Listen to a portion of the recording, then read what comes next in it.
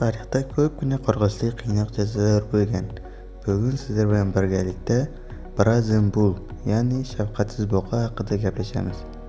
Videoni boshlashdan oldin kanalga obuna bo'lib qo'ying va bir dona like bosib qo'ying.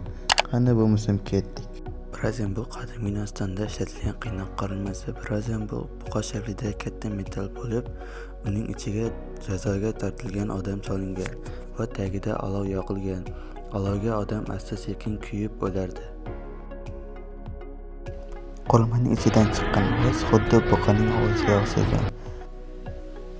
Bu ovoz ichidagi odamning azob-uqubatlarini yanada qo'rqinchliroq qilib ko'rsatgan. Bu qurilma miloddan avvalgi 6-asrda olim Perles tomonidan ixtiro qilingan. Hozirgi kunda Brazen Bull dunyo bo'ylab qiynoqlar tarixi va insonlar huquq buzilishning timsoli sifatida ko'riladi.